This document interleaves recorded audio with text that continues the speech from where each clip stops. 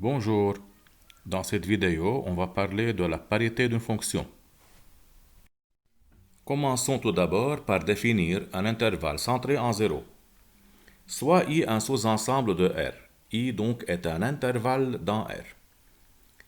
On dit un intervalle I est centré en 0 si X est un élément de I, alors son opposé moins X est aussi un élément de I. Par exemple, si l'intervalle I est l'intervalle fermé moins 2, 2, il est donc un intervalle centré en 0. Si on prend X, un élément qui appartient à moins de 2, il est un intervalle fermé moins de 2. Sur l'axe des réels, on peut remarquer, voici l'intervalle fermé moins 2 et 2. On remarque que 0 est le centre de l'intervalle, il est le milieu de l'intervalle. Si on prend par exemple x est égal à moins 1, l'opposé de x c'est moins x qui est égal à 1. On voit très bien, voici moins 1 appartient à l'intervalle moins 2, 2. De même, moins x qui est égal à 1 appartient de même à l'intervalle moins 2, 2. De même, l'intervalle ouvert moins 2, 2 est centré en 0. La réunion d'intervalle moins 2, 0 union 0, 2 est centrée en 0. Alors que l'intervalle moins 2 fermé, 2 ouvert n'est pas centré en 0. Car si on prend le réel moins 2, il est un réel qui appartient à l'intervalle moins 2, 2. Il est fermé en moins 2. Son opposé est 2. 2 n'appartient pas à l'intervalle moins 2, 2 ouvert. Donc, l'intervalle moins 2, 2 n'est pas centré en 0 s'il est ouvert en 2. Si on prend l'ensemble ou bien l'intervalle moins l'infini plus l'infini, il est l'ensemble des réels. Cet ensemble ou bien cet intervalle est centré en n'importe quel réel, en particulier en 0. De même, pour la réunion d'intervalles moins l'infini 0, 0 plus l'infini, il est centré en 0.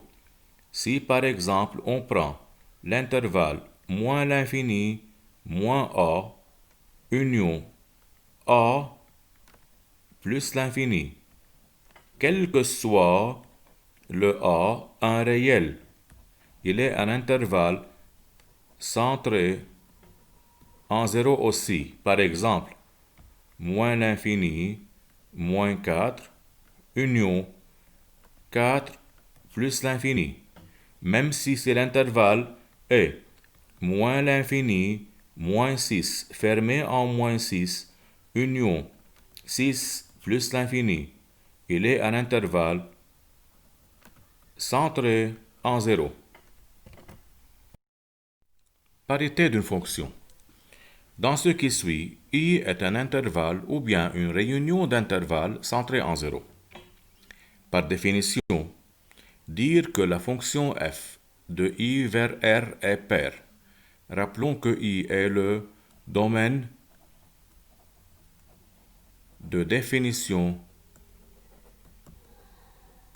de la fonction f. Donc, la fonction de I vers R est dite paire si, pour tout réel x appartenant à I, on a f de moins x est égal à f de x. En clair, une fonction paire est une fonction par laquelle un réel et son opposé ont la même image. Et dans ce cas, l'axe des y est axe de symétrie de la courbe représentative de f. Par exemple, si f de x est égal à 2x2 moins valeur absolue de x plus 1. Commençons premièrement par déterminer son domaine de définition, le domaine de définition de f. Puisque cette fonction f de x, f, est définie quel que soit x qui appartient à R. Pour tout réel, f de x existe. Donc, le domaine de définition est moins l'infini plus l'infini. Et l'intervalle moins l'infini plus l'infini est centré en 0.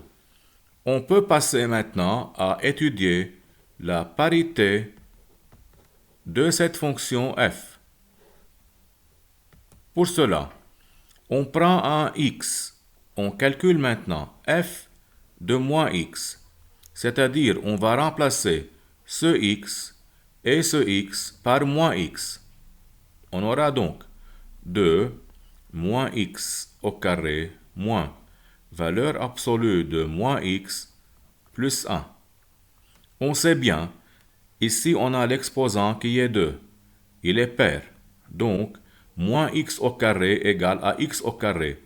On aura donc 2x2 moins. Rappelons que la valeur absolue de moins a est égale à la valeur absolue de a, quel que soit le a.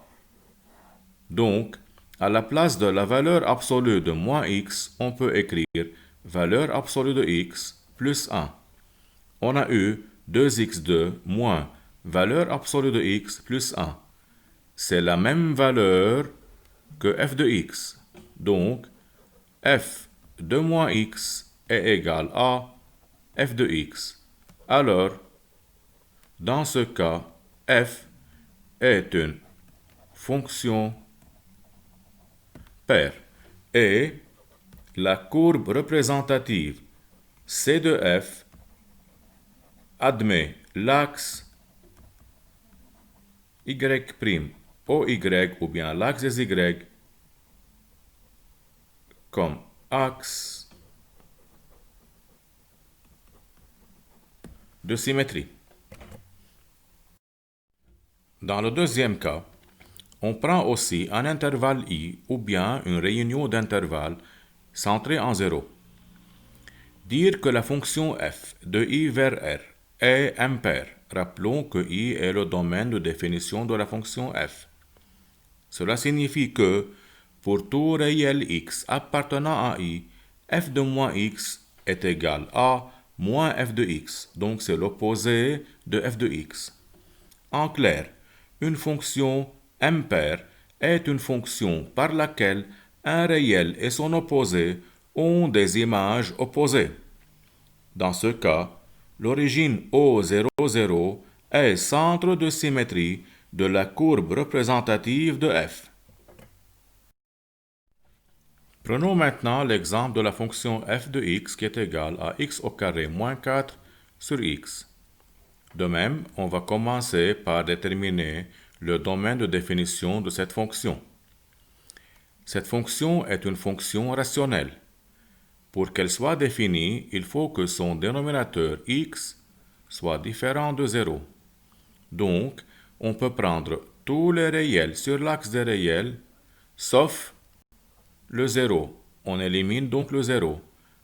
Alors, le domaine de définition sera moins l'infini 0 ouvert, union 0 plus l'infini. Comme déjà signalé, cet intervalle est centré en 0. On passe maintenant à étudier la parité de cette fonction. Pour cela, on calcule f de moins x, c'est-à-dire on va remplacer ce x et celui-là par moins x. On aura donc moins x au carré moins 4 divisé par moins x égale à moins x au carré est égal à x au carré moins 4 divisé par moins x. On peut donc mettre ce moins au centre. On aura moins x2 moins 4 sur x. On a eu donc moins f de x. Alors, cette fonction f est une fonction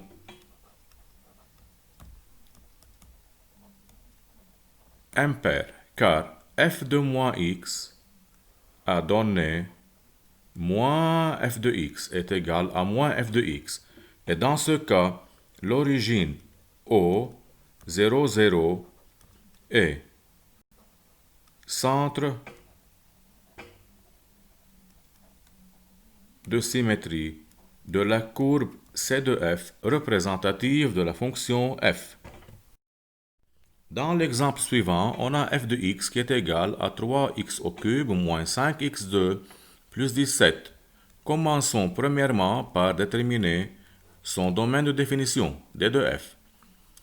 F étant une fonction polynôme, alors son domaine de définition est R ou bien moins l'infini plus l'infini. Il est centré en 0. Deuxièmement, étudions la parité, donc calculons f de moins x. On remplace le x par moins x. On aura 3 facteurs de moins x au cube moins 5 moins x au carré plus 17. C'est égal à 3. Ayant ici un exposant impair 3, moins x au cube est égal à moins x au cube, moins 5. L'exposant 2 est pair, donc à la place de moins x au carré, on peut écrire x au carré plus 17. On a eu donc moins 3x au cube, moins 5x au carré, plus 17. Cette fonction n'est pas égale à f de x. Elle n'est pas égale à f de x initial. Et elle n'est pas égale à l'opposé de f de x. Ce n'est pas l'opposé de f de x. Donc, cette fonction f n'est ni pair ni impair. Pour résumer donc, si on a à étudier la parité d'une fonction, c'est-à-dire pour savoir si la fonction est paire, elle est impaire ou bien ni paire ni impaire, on commence premièrement par déterminer son domaine de définition. Il faut que le domaine de définition soit centré en 0 pour passer maintenant à l'étude. On calcule f de moins x. Si f de moins x est égal à f de x, alors la fonction est paire et la courbe représentative de f admet dans ce cas l'axe y'y comme axe de symétrie.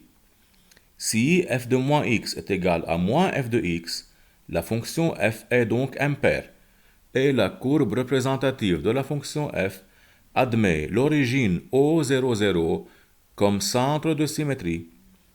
Si f de moins x est différente de f de x et de moins f de x, alors la fonction f n'est ni paire ni impaire. Merci.